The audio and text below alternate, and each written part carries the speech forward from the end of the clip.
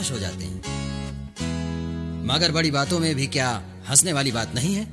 जैसे कि आप मदद मांग रहे हो और वो तुम्हें उत्तर नहीं देता। ठीक है, मैं आपसे ये वचन कुछ क्षणों में बांटना चाहूंगा, पर क्योंकि मैं वाकई ध्यान चाहता हूं, मैं कुछ और दिखावा करना चाहता हूं। ठीक है, स्कूल में मैंने अपने पैर से लिखना सीखा। ये एक सामान्य पेन है जो प्लास्टिक होल्डर में मेरे पैर में है। लिखना अच्छा लगता है, चित्र बनाना अच्छा लगता है। मैंने कंप्यूटर में टाइप करना भी सीखा, एड़ी अंगूठे से करीब 43 शब्द 1 मिनट में। अच्छा है ये एक पेचीदा बात है। ठीक है, मुझे मेरे मित्र को फोन करना है। Thank you, good morning. आपकी चेतावनी के लिए ये शायद पहली बार में नहीं होगा, मगर क्या होगा जब हम असफल होंगे?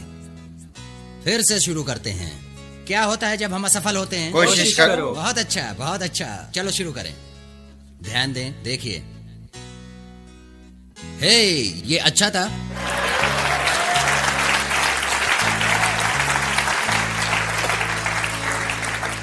जैसा कि आपने पहले देखा, मेरी व्हीलचेयर, मेरी मर्सिडीज। आप गोल गोल घूमना, आगे पीछे जाना, वाकई बहुत मजा आता है। अच्छा है। खैर ठीक है, वापस कहानी पे आता हूं। दिखावा बहुत हुआ। ठीक है, ये कठिन था, कभी कभी ये बहुत कठिन था, और ऐसी अनगिनत चीजों की सूची में जो नहीं कर सकता था, जो मेरे पास नहीं था, और मैं सोचता था कि मैं ही क्यों। जैसे कि मैं बाहर जाता था और लोगों की ओर देखकर परमेश्वर से कहता था, हे परमेश्वर, आपने इन्हें क्यों नहीं चुना? देखो, वो ऐसे लग रहे हैं कि वो इसे झेल सकते हैं, मैं नहीं झेल सकता। मैं कभी कभी कठोर हो जाता था। मैं अपना जीवन समाप्त करना चाहता था 10 साल की उम्र में ही। मैं कुछ नहीं देख पाया, लेकिन वो सब बातों में से जो मैं नहीं कर सकता था, आप जानते हो सबसे दुखद ख्याल क्या था? जब मैं समंदर के किनारे जोड़ों के हाथों में हाथ डाले देखता था। जानते हो मैं क्या सोचता था? मैं ये सोचता था कि मैं अपनी पत्नी का हाथ कभी नहीं पकड़ पाऊंगा। मैं कभी भी अपने बच्चों को अपनी बाहों में नहीं ले सकूंगा। आप जानते हैं, मैं उन्हें रोने पर चुप भी नहीं करा सकूंगा। मैं ये नहीं कर सकता, वो नहीं कर सकता। मैं मेरी पत्नी को कार में नहीं बैठा सकता, आप जानते हैं, मेरी बाजू में, और हम समंदर के किनारे जाएं और लहरों से खेलें और मैं उसके बालों में रेत डालूं। मैं ऐसा कुछ भी नहीं कर सकता। ये छोटी बात है, मगर मेरे लिए महत्वपूर्ण है, और ये कठिन था। अब मसीही परिवार में बड़ा होना, संडे स्कूल में सीखना कि यीशु तुमसे प्रेम करता है, पर मैं एक वचन पर थम गया जो कहता है कि परमेश्वर ने तुम्हें उसके स्वरूप में बनाया है। सही है, हाँ, मगर मैं उलझन में था, क्योंकि परमेश्वर ने उसके स्वरूप में मुझे बनाया था और वो मुझसे प्यार करता है। अगर मेरे जन्म पर उसका पूरा नियंत्रण है, मुझे पता चला क्यों उसने मुझे ऐसा बनाया, और मैं गुस्सा हो गया। मैंने कहा, परमेश्वर, साबित करके तू सच्चा है, और तूने मुझे बनाया और तू मुझसे प्रेम करता है। क्यों? मैं ही क्यों? परमेश्वर ने मुझे उत्तर नहीं दिया। सालों साल आप ऊबते नहीं जब ईश्वर तुम्हें जवाब नहीं देता। आइए हम उस वचन को फिर देखें। क्या होता है जब आप कुछ मांगते हो और नहीं पाते, और आप कुछ खोजते हो और नहीं मिलता? यिर्मयाह 29 अध्याय 12 वचन कि तब उस समय तुम मुझको पुकारोगे और आकर मुझसे प्रार्थना करोगे अपने पूरे हृदय से। जब तुम मुझे पुकारोगे और ढूंढोगे, जब तुम पुकारोगे और ढूंढोगे, तब मैं तुम्हारी सुनूंगा। यही प्रभु की वाणी है। अब वो मुझे सुनना क्यों नहीं चाह रहा था? ऐसा है, जिंदगी के उतार चढ़ाव, और उस उतार के समय में आप सच में जानते हैं कि तुम्हें परमेश्वर की जरूरत है, और एक कारण है कि उसने आपको अब तक जवाब क्यों नहीं दिया।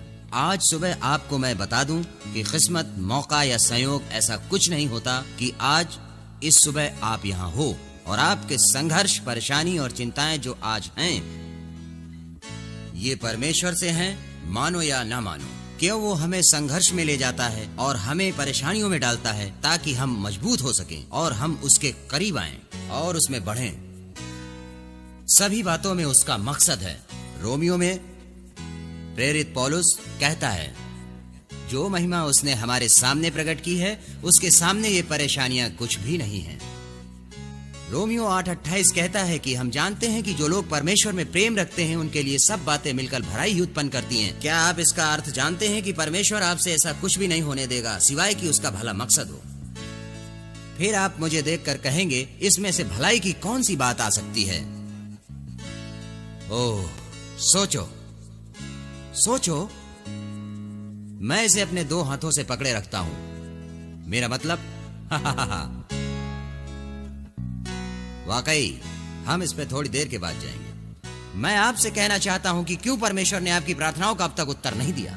उसने अब तक आपको इन सारी परेशानियों से नहीं छुड़ाया, क्योंकि वो हमारे हृदय को मजबूत कर रहा है और उसे तैयार कर रहा है और उसे सिखा रहा है। उस पर भरोसा करो। नीति वचन 3:5 कहता है कि तू अपनी समझ का सहारा न लेना, पूरे मन से यहोवा पर भरोसा रखना, उसको याद करके सब काम करना, तब वो तेरे लिए सीधा मार्ग निकालेगा। परमेश्वर पर भरोसा रखो। पर देखो, मैं तुमसे यहां ये सब कह सकता हूं और अगले हफ्ते तुम उदास हो जाओगे। अरे, मेरी कार खराब हो गई। देखो, मैं ये नहीं चाहता कि आप घर जाओ और मेरे बारे में सोचो कि मैं सिद्ध मसीही हूं, क्योंकि मैं अच्छा मसीही नहीं। जो कुछ आप मुझ में देख रहे हैं वो एक मसीह होने के नाते वो परमेश्वर है। जो कुछ मुझ में अच्छा है वो कुछ नहीं, बकवास। मेरे अंदर कुछ अच्छा नहीं। पर ये जो चुनौती आप मुझ में देख रहे हो, जो मुझ में है, वो इसलिए कि परमेश्वर मेरी प्रार्थना सुन ले। और शैतान जैसे मेरे पास आता था और कहता था कि नीक, मुझे लगता है कि तुम्हें पहले ये करना चाहिए, वो करना चाहिए, और शायद जब तुम बेहतर बनो तब ईश्वर तुम्हारी प्रार्थना सुनेगा। मुझे लगा शायद मैं धीरे से प्रार्थना करूं और बार बार दोहराऊं तो शायद परमेश्वर मुझे सुनेगा। जरा बाइबल खोलो। चिंता मत करो, कुछ नहीं, कुछ नहीं। पर यह कहता है, तुम परमेश्वर को कब पाओगे? जब तुम उसे खोजते हो अपने पूरे हृदय से, वो आपको मिल जाएगा। प्रभु घोषित करता है कि तुम उसे पाओगे, बस उसकी खोज करते रहो। वो आपकी सारी बातों को जानता है। तुम्हारी भावनाओं से पहले वो तुम्हारी प्रार्थना को जानता है। वो तकलीफें जिससे आप गुजर रहे हो उसे पता है। वो आपके दिल की इच्छाओं को जानता है और यही वो जीवित बलिदान है जो हमें देना है। इसका मतलब क्या है? जब तक मैं मेरी इच्छाओं को, परेशानियों को, चिंताओं को, निराशाओं को, अपनी नाराजगी को या अपने मकसद को और अपने सपनों को, ख्वाहिशों को, इच्छाओं को डाल ना दूं यीशु मसीह के चरणों में। पर मैं अब भी उलझन में था, क्योंकि यदि परमेश्वर इतना अच्छा है और सिद्ध है, मेरे लिए योजना है, तब उन्होंने मुझे ऐसा क्यों बनाया? वो मेरे साथ क्या कर सकता है? आप भी शायद ऐसा सोचते होंगे। मैं वो सब भी बताऊंगा। मगर जब मैं 15 साल का हुआ, मेरे साथ ऐसा ही हुआ। हम यूहन्ना की किताब 9वां अध्याय बाइबल क्लास में देख रहे थे और वहां पर यीशु चेलों के साथ एक जन्म से अंधे व्यक्ति के पास जाते हैं। चेलों ने यीशु से पूछा कि ये आदमी जन्म से अंधा क्यों है? आप जानते हैं यीशु ने क्या कहा? ताकि परमेश्वर का कार्य इसके द्वारा प्रकट हो जाए। अब 15 साल की उम्र में मैं ये समझ नहीं पाया। हम पढ़ते हैं, देखिए क्या होता है। यीशु ने मिट्टी में थूका, उसे साना अंधे व्यक्ति की आंखों पर लगाया, आंखों को अभिषेकित किया, उसे नदी में धोने को कहा और देखो क्या हुआ, वो आदमी फिर से देखने लगा। प्रभु की स्तुति हो। अब यहाँ पर भीड़ की प्रतिक्रिया नहीं, सिर्फ फरीसियों की प्रतिक्रिया के बारे में बताया है।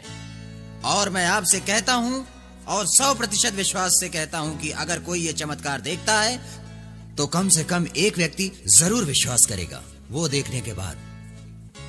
आइए इस बारे में सोचें। अगर परमेश्वर मुझे अभी हाथ पांव दे दे तो आप आश्चर्य से कहोगे, वाह, हम हमेशा के लिए बदल जाएंगे, है ना? तो मेरे पास ये अजीब योजना थी कि मैं दौड़ कर जाऊं और परमेश्वर से पूछूं कि ये योजना कैसी है।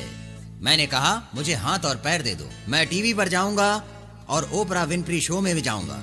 मतलब कि मैं कुछ भी करूंगा आपके लिए। मैं अपना स्कूल छोड़ूं जो सुनने में अच्छा लगता है, सेवकाई करने के लिए जाना, दुनिया के छोर तक जाना, बस आपके लिए जाना। उसने उत्तर नहीं दिया। मैंने कहा, प्रभु ये तो अच्छा विचार है। मैंने सोचा ये जरूर आपकी इच्छा होनी चाहिए। कुछ नहीं। अगर इस कहानी को छोटा करूं तो ऐसा हुआ कि परमेश्वर ने मुझसे कहा, नीक तुझे सच में हाथ और पैर क्यों चाहिए? मैंने कहा प्रभु आप पागल हो गए हो। अब जब मैं कहता हूँ कि प्रभु मुझसे बात करते हैं, इसका मतलब सुनाई देने वाली आवाज नहीं। जब महसूस करेंगे कि प्रभु आपसे बात कर रहे हैं तो आप जान जाते हैं कि वाकई प्रभु से ही है, प्रभु से ही है। और अगर आप नहीं जान पाते तो प्रभु आपको अनुग्रह दे कि आप जान पाएं, और इसके लिए आपको प्रभु से मांगते रहना है।